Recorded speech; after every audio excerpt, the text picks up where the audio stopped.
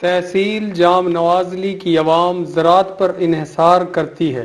اس علاقہ میں اگر فصلیں اچھی ہو جائیں تو علاقائی عوام 6 مہینے کا گزر بسر آسانی سے کر سکتی، مگر محکمہ انہار کے افسران و عملہ کچھ بااثر زمینداروں کی زمینوں کو سیراب کرنے کے لیے ان کے واٹر کورس کے بند فریم کو رشوت کے عوض کھول دیتے ہیں، جس کی وجہ سے چھوٹے زمیندار کچھ تو فصل ہی کاشت نہیں کر سکتے تو کچھ کی کاشت کی گئی فصل پانی قلت کے باعث سوکھ جاتی۔ جام برانچ سے نکلنے والی بھاڈر، موریانٹی، سنہری شاخ کے کاشتکاروں کا بھی یہی حال ہے۔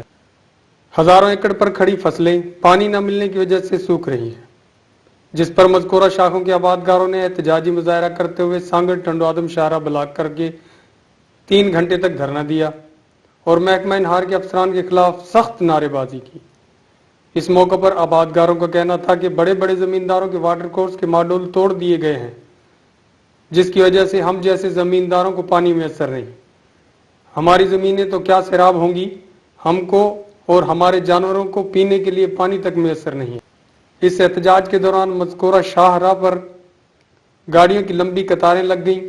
مظاہرین نے محکمہ انہار کے خلاف سخت کارروائی کر کے موریانٹی، بھاڈر اور سنہری شاخ میں پانی کی قلت کے خاتمہ کرنے کا مطالبہ کرتے ہوئے کہا ہے کہ اگر ہمارے مطالبات تسلیم نہ کیے گئے تو ہم تا مرگ بھوک ہڑتال کریں گے۔ کیمرامین ابراہیم منگسی کے ساتھ نعیم احمد راجپوت، میٹرو 1 نیوز، جام نواز علی۔